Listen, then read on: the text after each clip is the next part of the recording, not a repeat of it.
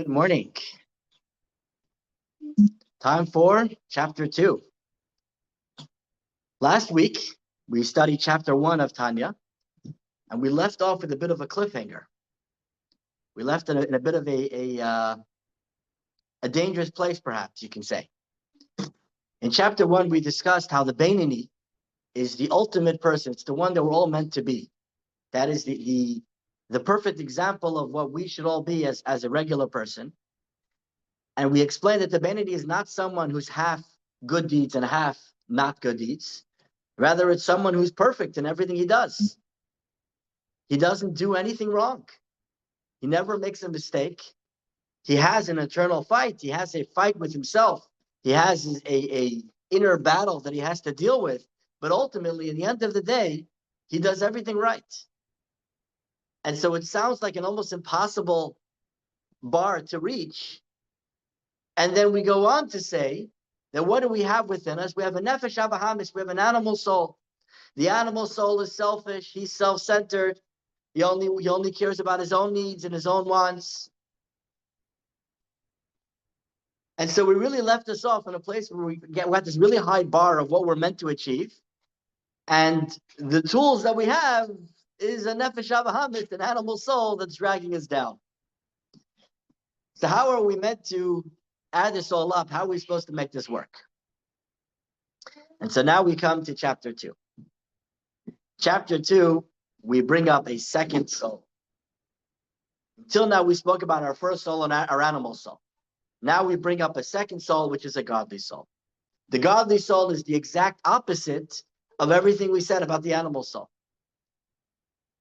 Whereas the animal soul is selfish and self-centered, the godly soul is selfless.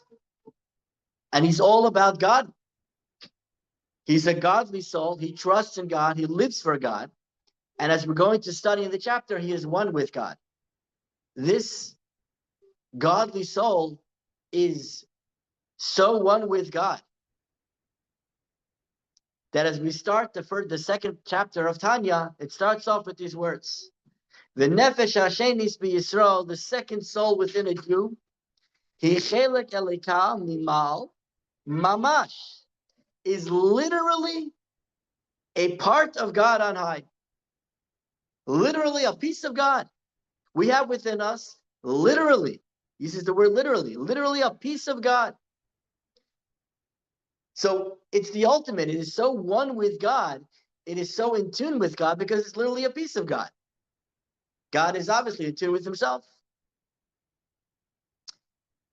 So what this tells us is that we all come from the same place. We all have the same source. We're all plugged into the same energy source. We all come from the same place. And so we're all one, really. We're all direct outcroppings from God himself. Now, when we talk about a part, we say that we're a part of God, that the soul is a part of God. What does a part mean? What does it mean when you say it's a part of something? So there's different ways of looking at a part, right? If you have a big cake and you take one piece of cake, one slice of cake, you have part of the cake. But now you have this part of the cake, you don't have the rest of the cake, right? I have this part, you have that part. There's different parts. We each have different parts of the cake. But then think about if you own a part of a company. You own shares in a company. You own a part of the company, but it's not that you have this part and not that part. Because you own a little bit of everything. You own part of everything. So when we talk about a part of God, in a way, it's both explanations. On the one hand, obviously, we're not talking about a piece of cake. We're not talking about that God is divided up into many little pieces, and every little piece goes somewhere else. That's obviously not what we mean when we say a part of God. Obviously, we mean it more in the sense of a share in a company, that it's an all-encompassing part of God. It's just a sliver of the full, God's not divisible. God can't be divided up into parts. But you but you are a little bit of the whole meaning, the whole expression of godliness. But yet at the same time, it is like a piece of cake in that it's a separate part. Every one of our souls becomes a unique being.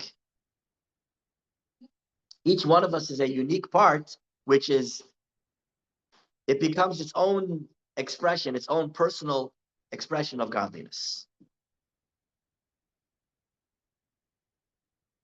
So this is how he starts off chapter 2, telling us, yes, you have this animal soul. Yes, there's this high bar that you got to reach. But here's what you have on your side. You have this Nefesh Elokis, you have this godly soul that is literally a piece of God. It is part of God himself. And being that it's part of God, it's fully in tune with godliness. It feels godliness because it is godliness. But then he goes on and he talks about how strong, how much power we have within this godly soul within us. How did God create the world? Obviously, we all know God created the whole world, right? God created everything within it. What tools did God use to create the world? God used speech. He spoke, and the world was created. God said, let there be light, and there was light. So God created the world through speech, with one exception. Everything was created through speech except for one thing. What was that one thing? Well, if we read in the Torah, where it talks about the creation of the world, so in Bereshit, in chapter 2, verse 7, it says as follows. It's talking about the creation of Adam, the first man. And it says there, Vayipach bi'apav nishmat chayim. He exhaled into his nostrils the breath of life. That God breathed into Adam a breath of life. A breath of air. It wasn't just talk, it wasn't just speech, but it was much more than that. It was actually a breath of life that God breathed into Adam.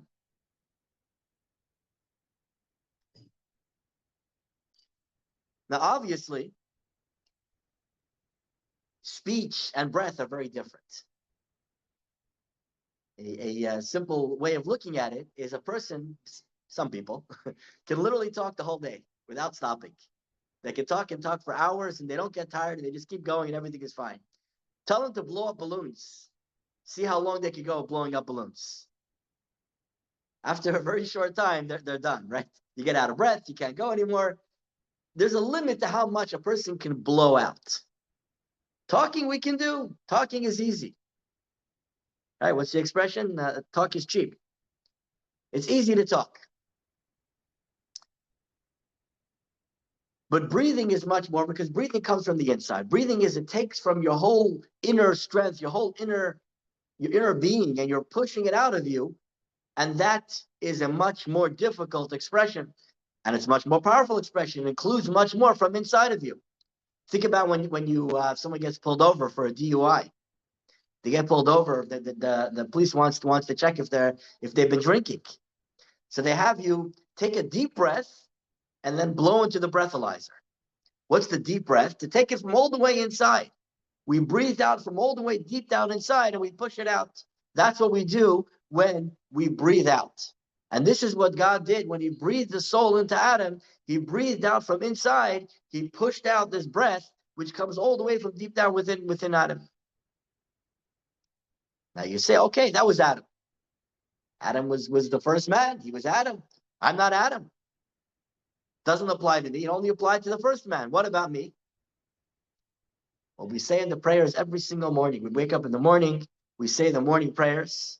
And in the normal morning prayers, we say, Ata nafachta bi. As it says in the Siddur, my God, the soul that you have placed within me is pure. You have created it. You have formed it. You have exhaled it into me.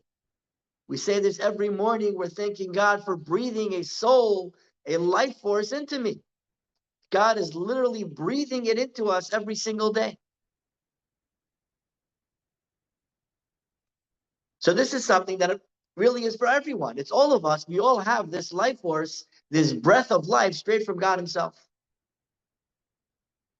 So obviously we're talking about the soul. It's a great soul. It's a high level. It's not just another creation, which is, we wouldn't say that anything is just a creation, but it's not just another creation. It's a whole another level, a whole another experience that we have with our soul, which comes straight from God, a piece of God, that he blew right into us and gives us the life force, the power to exist in this world. We're going to take it further with another analogy, an analogy of a child.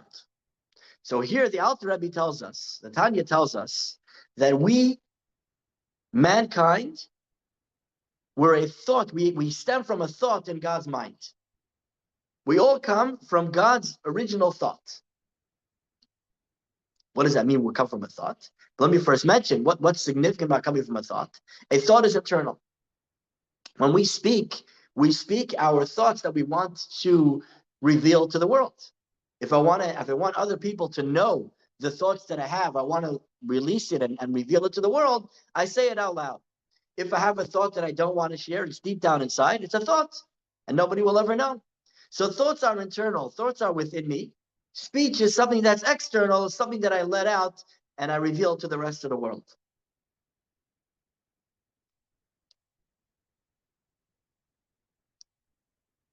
The Torah tells us in multiple places, the Torah tells us that we are actually God's children. For example, in the book of Shemot, chapter 4, verse 22, it says, B'ni bechori Yisrael, my child, my firstborn Israel. So that tells us that we, as a Jewish people, we are God's child. In Devarim, in Deuteronomy 14:1, it says, Banim atem laHashem Elokechem. You are children of God, your God. So we see how we are literally being called by the Torah God's children. Now, where does a child come from? Let's think about what is the source. Where does a child first originate?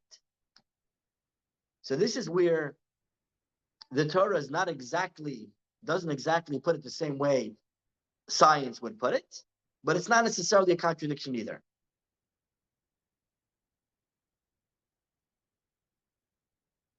In that a child originates, the way the Torah puts it, a child originates, the first forming of the child is really within the mind of the father. In the father's mind, there is first an initial, and let's call it an electric current. There is an electric current in the pituitary gland of the father. In his brain, there is something, there's a spark of energy. It's not an actual physical object at that point. It's a spiritual idea, it's a concept that starts in the brain of the father, and then that spark travels down the spine, comes down, travels down the father's body until eventually, through a process, it turns into a physical seed. It turns into something physical, which then goes on to come into a child eventually over time. And so where does the child originate? Where's the source of the child? He begins in his father's mind, in his father's brain. And so we all originate as a thought. That's where we first start. And so if we say that we are God's children, if I am a child of God, then where did I originate? I originated in God's mind, in God's thought process, which again is internal. It's something deep down within God. Our thoughts are within us. And that is where we began as a child of God. We begin in God's mind, in God's thought process.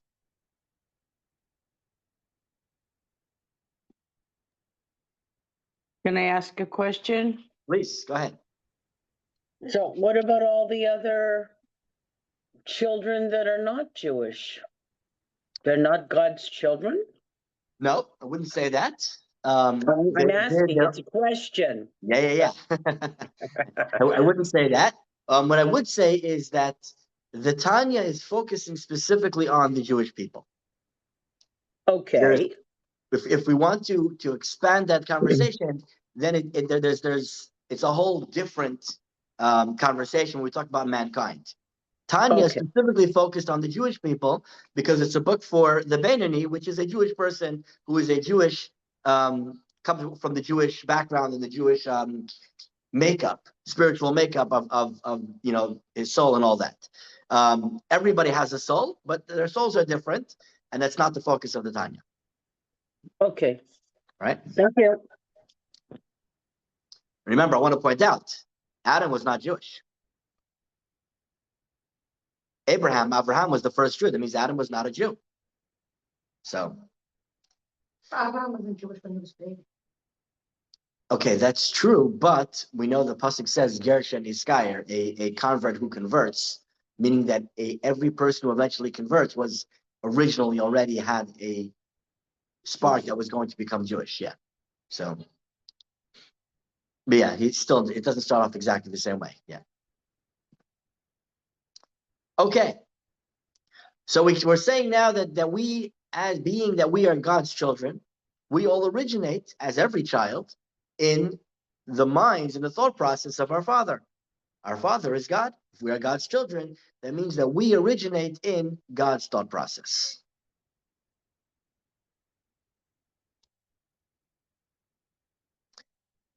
What that means practically is that we're saying that all the characteristics that we take from our fathers. Think about the DNA that we have received from our fathers. That means our talents, our interests, all those things are our looks, right? We get many things that are passed down from our parents. We're talking here specifically about a father. So all the things that we get, that we received from our father, that comes down in our DNA, where did that all originate? How did we get that? Where does that process start? The Tanya is telling us it starts in the father's mind. From that original spark, that spark that took place in the brain of the father, that's where all these characteristics eventually passed down to us. It all began at that moment where we had that spark within the mind.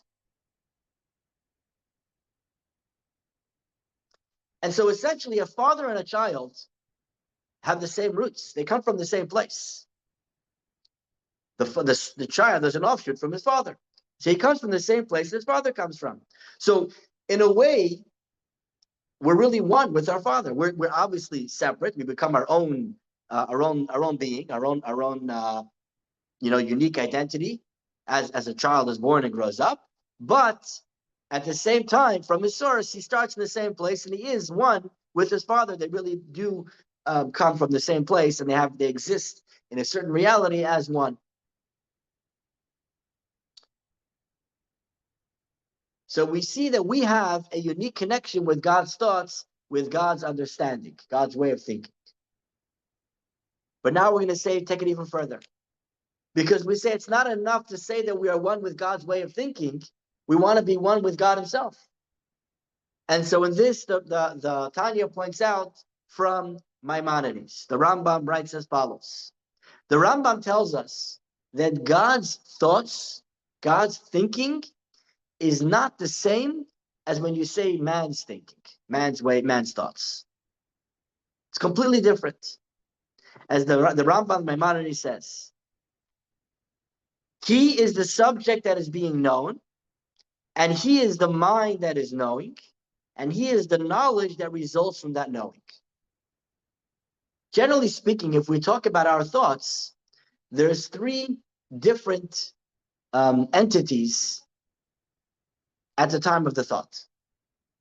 You have, first of all, the person, me, I'm having a thought, right? So I'm one entity. And then you have the mind that is knowing, the mind that is holding the thought. It's my mind, it's not me. There's me and there's my mind. And then there is the actual thought. The actual thought that I'm thinking of is a third object, a third item. So you have three different entities when there's a thought going on in a person's mind. There's the person, there's his mind, and then there's the actual thought. With God, it doesn't work like that. With God, they are all one. God is one with his mind and one with his thoughts. And so if you say that I am one with God's thoughts, that would mean I'm one with God. Because it's literally one and the same. There's no difference between God and his thoughts.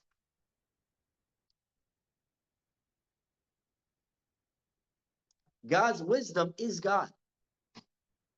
And so by being one with God's wisdom, we are being one with God.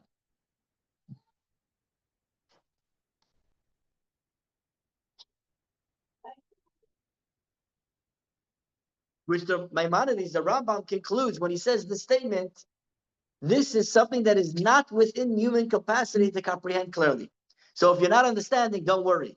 The Rambam says it's impossible. You can't really understand it.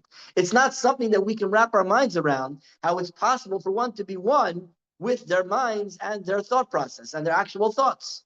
It's different things. Yet with God, it all fits together. With God, it's not a contradiction. We can have all different ideas existing at one time, even though it doesn't really make sense. Because God's thoughts is not something that we could possibly think about. We cannot understand. God's thoughts are not our thoughts.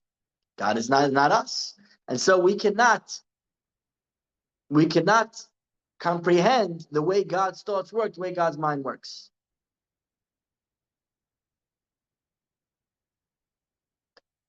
So we're all coming from one place. We all have one single source. We all connect on that level. But yet we all come from the same source because we all stem from God's original thought. And that's where we all begin. So the question is asked now, if we all come from the same place, we all have the same source, we're all rooted in the same mind, the same thinking of God. How are we different? How are we all so different? How is it possible that souls are not equal? There are many different kinds of souls. You have higher souls, you have lower souls. Every soul is unique. Every soul has its own, its own flavor, its own style. How is it possible you can have so many differences within souls?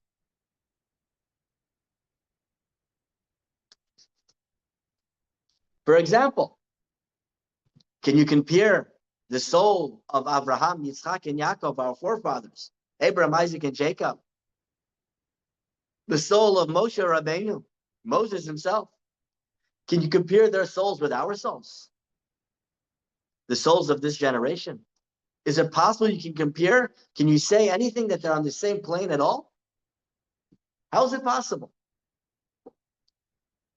They're miles apart. Not only that, you don't even have to look at history. In every single generation, there is always tzaddikim, there's always the holy people who have great souls, the leaders of the generation.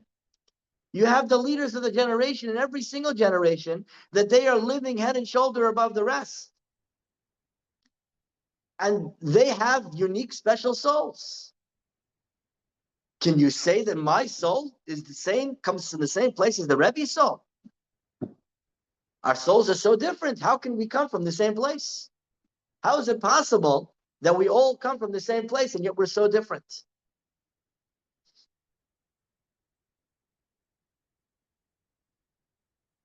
And here he points out, it's a bit of a sidetrack, but he talks here about as well that the soul is made up of, you want to grab a search it over there, yeah. So we're going to return to the second side now, flip it over. The soul is made up of 5 parts. You can flip it over to the other side. The soul is made up of 5 parts. There are 5 dimensions to the soul. You have the 3 lower parts of the soul are living within us. We have within us the 3 lower parts of the soul, which are the neshama, which comes from the Hebrew word neshima, breath, which is related to our mind. We have the ruach, which is the spirit, which relates to our emotions. And you have the nefesh, which is the lowest part of the soul, which is self-directed, the 3 lower parts of the soul. The 3 parts of the soul, these lower parts of the soul, actually live within us. But then there are 2 higher parts of the soul, the chaya and the yechida. The chaya means the living. It's the raw, innate desire, faith. This is the deeper, higher level. This doesn't even live within our bodies. It dwells above us. And then you have even a higher level, the yechida, the singular, the essence core of the soul as she is one with God. So those 2 higher levels of chaya and yechida, those are transcendent. Those are above us. Those are not living within us. We're not going to talk about those 2. Those are the highest levels of the soul that we can hardly ever reach and tap into, except on Yom Kippur. Yom Kippur, the 5 prayers of Yom Kippur, we tap into the 5 levels of the soul, but let's not go there now. Practically, we have the three levels of the soul that we do tap into. The three levels live within us: the neshama, the ruach, and the nefesh. These three souls, these three parts of the soul, are also, when we talk about it, there's different levels of souls. We talk about it, there's greater souls, the souls of the tzaddikim, the souls of the holy people, and there's the souls of the regular down-to-earth people. We don't mean just on the higher levels. We mean it down to the lowest level, down to the neshama, ruach, and nefesh. These three levels, every one of us is unique and different. We don't all come from the same place. Well, we do. We're saying we all come from the same place, but we don't all have the same level in the neshama. There's different levels of souls, of ruach, of neshama, of nefesh. There's different levels of souls that we have. By the way, these 5 levels of the soul is why when a person passes away, we light 5 candles for the 5 parts of the soul. So back to the actual point he's making here. We have differences in our souls. We're not all the same. Each one of us is created a little differently. So how is it possible? If we all have the same source, if we all come from the same place, how is it possible that we can have these differences from one to the other? And so going back to the previous analogy that we gave of a child that is born from the thoughts of his father. A child that comes from his father's brain. And we explained previously that the child originates in the father's thought process in his brain, and eventually comes down and turns into a human body, a fetus, and eventually a human body. But how does that development happen? How does it come from being a single cell, from being one thing, right? You start off as, when you talk about going to the next level, going to the level of seed. At that point, it's a single cell. And then over time, it develops into a full fetus and eventually into a child with different unique parts to the child. Our bodies are not one, they're not all the same. Different parts of our bodies are different.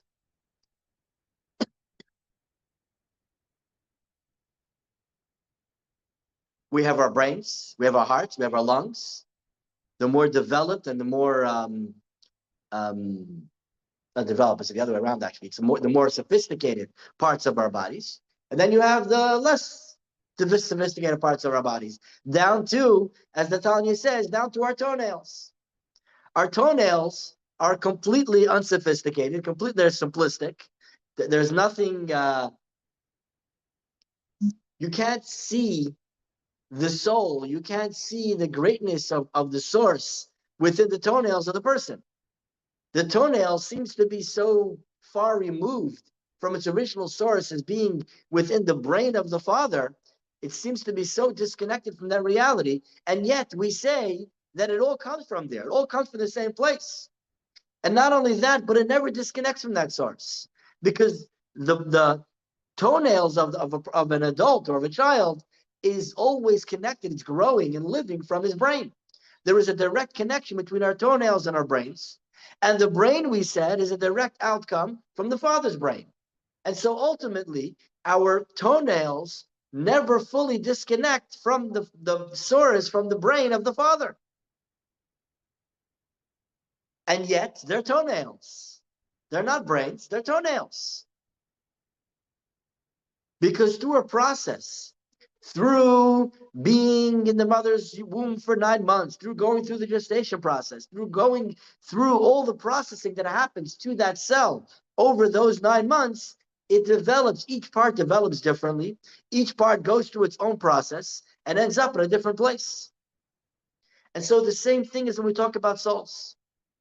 We are all one. The Jewish people are one body. We make up one creation, one being that comes from our Father, from God.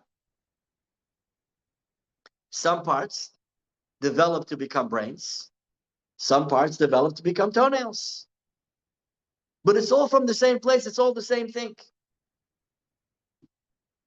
It's all about how much development happened, how much processing happened to this soul on the way down, starting from where it began until where it is today.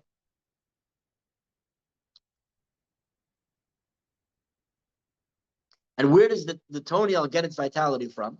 Where does the toenail get its life source from? From the brains. It continues to get its chayut, its life from the brain. Who is the brain in the analogy? The brain are the tzaddikim, the holy people. These greater souls that we spoke about, the holier souls, these are the tzaddikim. These are the brains of the Jewish people, the righteous people in every generation. The analogy of this analogy, the brain is aware that the heart and the lungs are more sophisticated Mhm. than the toenail, and can be, for example, a ladder. So they're higher up on the ladder. Mhm. Does the tzaddik see the ladder and where the souls are on the ladder? The same way a brain knows their body. Yeah, so there's a story.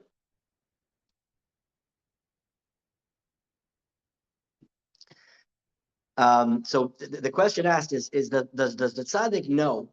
Does the tzaddik know the different souls, the different levels, and where each soul stands, and their status within the pecking order?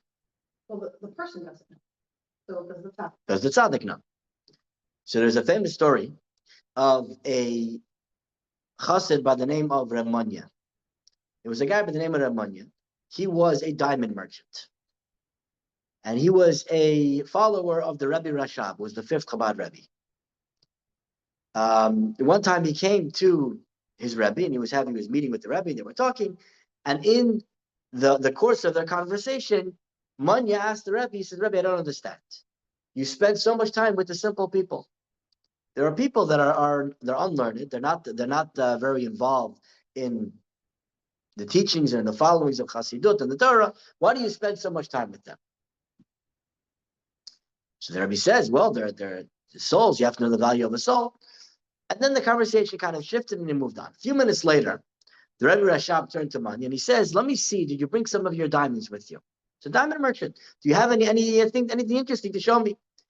He's very excited. He pulled out of his pocket a little pouch and he pulled out his beautiful diamonds and laid it out on the table. And the Rebbe asked, is there one of these that's particularly special? So he picked up one of the diamonds and says, wow, this diamond here, Rebbe, this diamond is worth millions of rubles. It's a very, very expensive, a special diamond. It's very unique. This diamond is very special. So Rebbe picks it up and he looks at it and he says, doesn't look any different to me. They all look the same. I don't see any difference between this one and that one. What makes this one any better than that one? So Manya says, well, Rebbe, you have to understand. You have to be an expert in diamonds to understand the value of diamonds. If you're an expert, you can tell the difference in one diamond and the next. The Rebbe smiled and says, Manya, this is the point. If you want to understand souls, you want to know the difference between one soul and another soul, and know which soul is more precious than the other soul and the value of every soul, you got to be an expert. I'm an expert in souls. You're an expert in diamonds. So yes, the answer is yes. A tzaddik can definitely see the value and see the importance of every soul and sees how, and I want to point this out very importantly. We're not saying that one soul is more important than another. Every soul is important for its mission, for its job. Right? What's better? What's more important, the brain or the heels? The brain is very important, right? The whole body functions. But without heels, the brain can't walk. It doesn't help the brain to be a brain if it doesn't have heels to help it move around to get where he needs to go. So everybody is precious and important. Everybody has their mission. Everyone has their place in the greater good and the greater reality that we all exist within.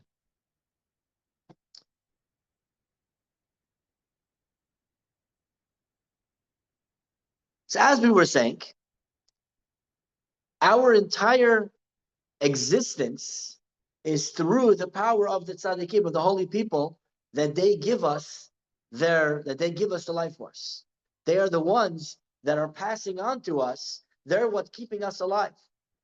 Because the life is coming, the brain is a direct connection to its source, to God. And through the brain, the brain is what keeps the whole body alive. That gives us all the ability to continue to live. And so the same way, and this is actually a very interesting line here. He says, it is literally the same as it were. Literally the same as it were. V'kacha mamish kaviyachol. As if. Which is kind of a bit of it doesn't really make sense. They're kind of opposites. Literally as if. What does that mean?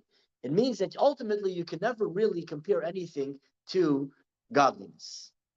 There's nothing that is exactly like godliness. But the same concept exists where you have the godliness is coming down, the source is coming down to the brain, to the tzaddikim, the righteous, the holy people of our generation, and they in turn pass on that vitality, that life force to us, to the rest of the people, to the rest of the body of that generation.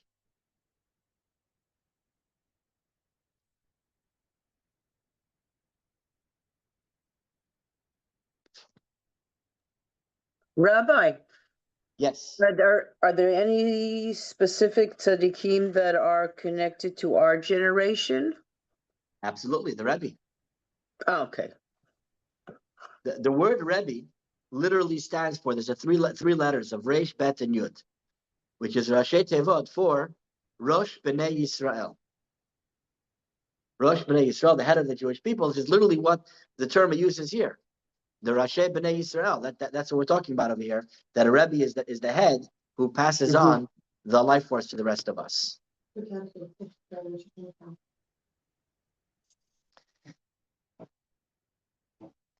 And then he connects this, the Tanya connects this idea with a famous midrash, which is spoken about very often, which is a famous concept. It says in the Torah, it says in the book of Deuteronomy, it says in the Torah, Uladavka bo. Uladavka bo means you should cleave to him. Right? The Torah says you should cleave to God. So the rabbis right away ask, hold on, how can I possibly cleave to God? How can one cleave to God? How is that possible? And so the Talmud explains, rather, anyone who cleaves to Torah scholars, the verse ascribes him credit as though he is literally cleaving to the divine presence. By cleaving on to the great people, to the tzaddikim, to the holy people of our generation, in this way, it's as if we're cleaving to God himself. What does this mean now? Now we can see. Through connecting to the tzaddikim, to the holy people of our generation, through connecting to the brain, they're connected directly to God, because the brain is connected to God. And so by us connecting to the brain, we're connected to God. And this is how we get our life force. This is how we get all of our being, is all coming from this connection through the Torah scholars, through the heads of the generation.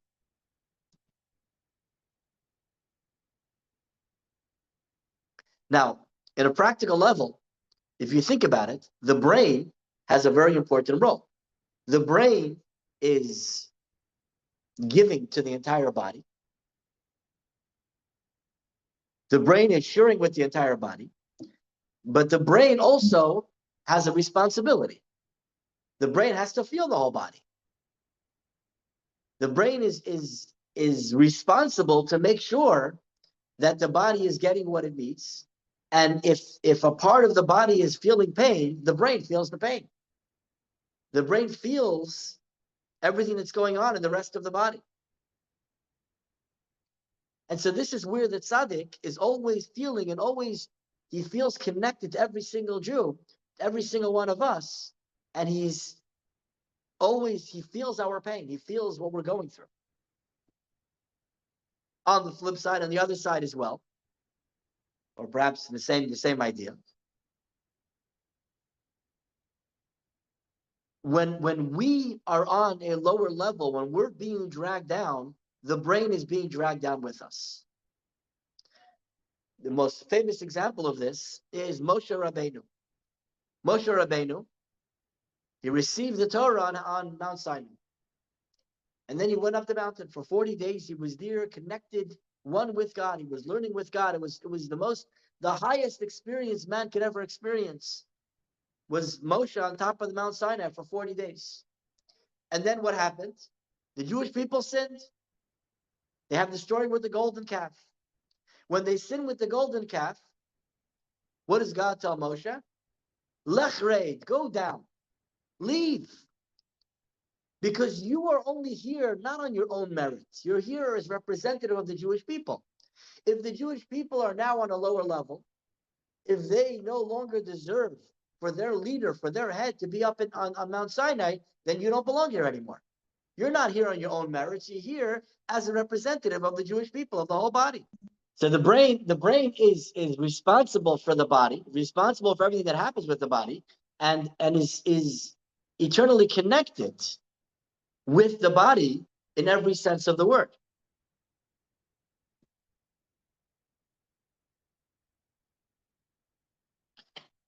There's a story of the third Chabad Rabbi, the Tzemach Tzedek, where somebody once came to the Tzemach Tzedek and he said, how do I know that God is real? How do I know that God exists? So the Tzemach Tzedek asked him, I have a question for you. How do you know the Tsar exists? That time there was a Tsar. How do you know the Tsar is real? Maybe the Tsar is just someone's imagination. You ever saw him? How do you know he's real? So the man says, no, I actually do know the Tsar is real, and I'll tell you why. My brother-in-law's father was once at a big parade in Petersburg, and the Tsar came by. He saw the Tsar. So I heard from him directly. He saw the Tsar, and he told me the Tsar is real. He saw him, so I know the Tsar is real. So the Tzemach Tzedek turns to this man. He says, do you trust me? He says, of course I trust you, Rabbi. He says, I'm telling you God is real. I can tell you that it's a real thing.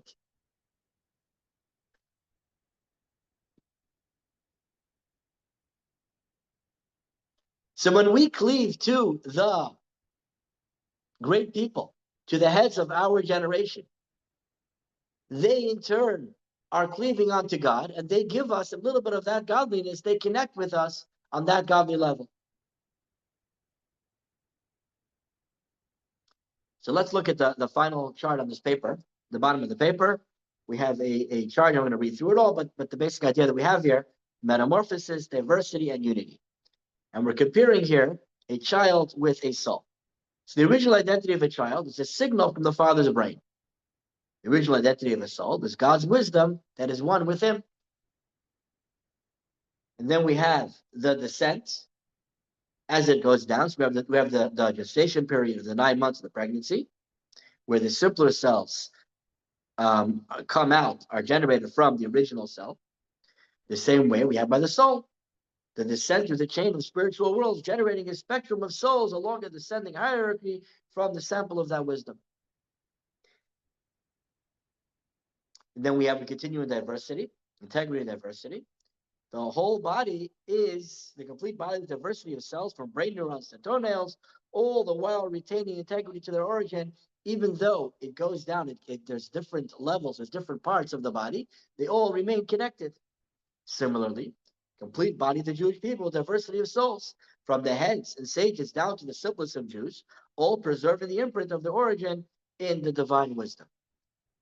And then finally, we have integrity in the lifeline, where we say that all receive their essential life energy from the brain and the head, which contains the original spark of their father uncompromised. The same thing we have by the soul. All are connected by a lifeline to the tzaddik and sage, through who they find their connection to God's wisdom. So we see how the parallel between the soul and the child. So we're saying that we get our life force from the tzaddikim through connecting through the holy people of our generation. Question is, what about those who don't connect with the tzaddik? There's always those who don't feel the need to connect, those who purposely go against the tzaddik. You have always those that are fighting against the holy forces. Where do they get their life energy from? How are they making this work?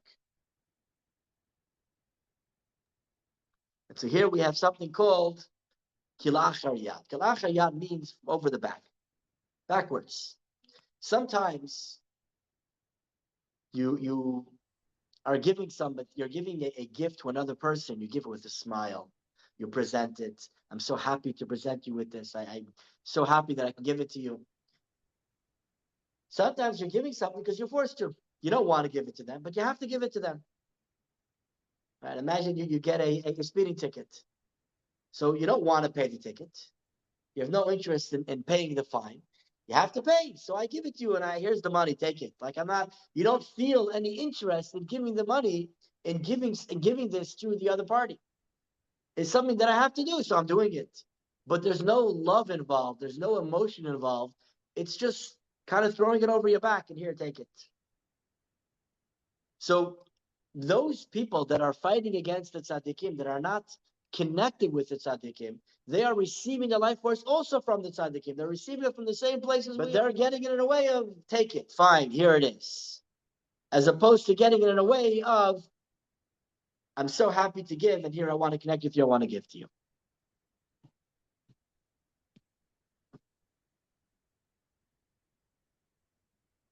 There is a parable, an analogy given of a king. The king is throwing a big party for all of his greatest, he has some ministers that he really likes and he really wants to show appreciation. And so he's giving a big banquet for these ministers. Now, if anybody's ever been to a party where there's nobody there, it's not very fun. Right? You show up to the party and it's an empty room. There's only, you and two other people sitting there. There's no party happening. It's not happening. It's not a real experience. So the king wants to make it a good banquet. He wants it to be a good party. So he invites other people to come and join the banquet to make the whole atmosphere. And they're enjoying the banquet just as much as the minister that he's trying to honor. They're receiving just as much. They're also enjoying the food. They're enjoying the party. But the party's not for them. They're the, what do you call them, extras. Right? In the movie, you have the main actor, you have the extras that are there to create the scene. The rent-a-crowd, that's what they're there for. So yeah, they're receiving, but they're not receiving it because you want them to receive. They're not receiving it in a way of connection. They're receiving it because you're here, so you need to get. So here, come enjoy, be part of it. So this is the idea of the way we receive those who fight against the tzaddikim, against leaders of the generation. They are receiving, but in a way of, over the back, just take it without any real love, without any real connection. And we have one more question. Last question is, if we say that the soul comes from on high, the soul is coming direct from God, the soul is a piece of God, as we started off, literally a piece of God. And we said that all souls come from the same source. We all have the same deep connection. We all come from the same place. There isn't one soul greater than the other in its original source. If that's the case, why do we find, it says in the Zohar, that the level of our soul is connected to the behaviors of our parents. If our parents acted appropriately, then their children will be higher level souls. If the parents acted inappropriately, their children will be lower level souls. How does this fit? How can it be that the parents are affecting the level of the soul? How can that be? So the Tanya says it's not what it means. Ultimately, no. Parents cannot affect the soul of the children. The soul is a soul. It's pure. It comes straight from on high. There is nothing that we can do to affect the child's soul, not make it greater, not make it worse. The soul is ultimate, clean, and pure. There's nothing you can do about it. So what does it mean? And by the way, we can prove this. The Tanya proves this. There are many great holy tzaddikim who come from impure parents. Their parents were not the greatest people, yet they were such great holy tzaddikim. And of course, you have the other side as well. But think, for example, Avraham Avinu, Abraham. Who is his father? His father not only worshipped idols, he created and sold them. He was a peddler of idol worship, which is the exact opposite of everything Abraham stood for. And yet, he bore a son, Abraham. Another example, King Chizkiah was one of the greatest kings of Israel, a great holy tzaddik, a very holy person. Who was his father? His father was Achaz, one of the worst kings of Israel. Achaz was complete opposite of what everything Chizkiah stood for. So we see how sometimes a great soul can come from a not great source. How is it possible? How does that come about? The answer is that the parents cannot affect the soul. The parents cannot change who the soul is. So what could they affect? What does the Zohar mean? It's talking about a garment, a lavush. A lavush is merely a garment. It's something that is put on and taken off. It's not part of the essence of the person. Our souls have a lavush, they have a garment. They have something that is there to help it, but it's not part of the soul itself. What is the purpose of this garment? The purpose of this garment is to help the soul keep the mitzvot. What does that mean? How do we do physical mitzvot? What part of us is doing the mitzvot? It's not our godly soul. Godly soul is not able to control the body in that way. It has to be done through our animal soul. Our animal soul is what gives life force, vitality to the body. It's what controls the movements of the body. So in order for the soul, in order for this godly soul to do the mitzvot, to observe the mitzvot, it needs to work together with the animal soul. But the godly soul and the animal soul don't speak the same language. They can't interact. They're so different from each other. They need an interpreter. They need somebody in between, somebody to bridge the gap, someone to help them work together in order to accomplish a goal, to do the mitzvah. And that's where the garment comes in. This garment is the in-between that connects the godly soul with the animal soul. And this is what enables the godly soul to now go and turn this idea into action, to do something that it needs to do. So the godly soul is dependent upon this garment, and this garment is affected by the parents. This garment is where the parents have an effect. They can bring goodness and have a good quality garment that helps the godly soul do mitzvot, or it could be a bad quality garment that causes it to be harder for the godly soul to do more and to accomplish more. And there are many stories in the Talmud and in other places. There are many stories about this idea that even great holy people, they speak about,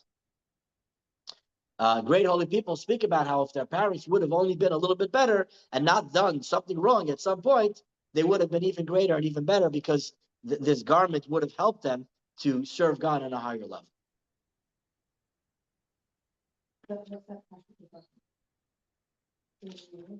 Mm-hmm. No, we're not talking about it in that sense. It's not a object in that sense. It's called the shadow of the soul. It's not a practical thing that I can point to. It's what enables the soul to actually do action. It's characteristics, I guess you could say. Yeah. It's the innate characteristics of the person. Yeah. So this is the conclusion of chapter 2 of Tanya.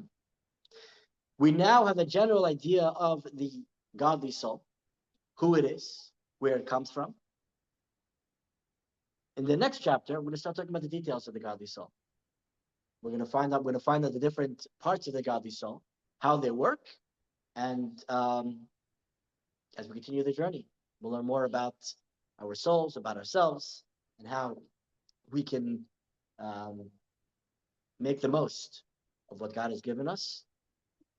And it's going to be a great journey ahead. Especially this week is Rosh Hashanah.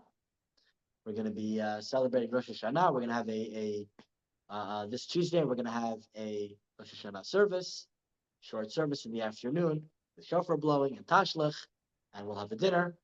And after that, we have Yom Kippur. So there's gonna be a lot of good stuff going on. This is the last class of the year, of the Jewish year. The next class will be next year, Bezrat Hashem, which will be next week. So we'll be here next Sunday. We'll have another class. There's no class this Wednesday, no Jewish Insights class. There will be Mashiach Minute on Thursday. And then from here on, it's going to be the classes are going to be in and out because with all the holidays, all the exciting times that we have coming up. So I want to wish everybody Shana Tova.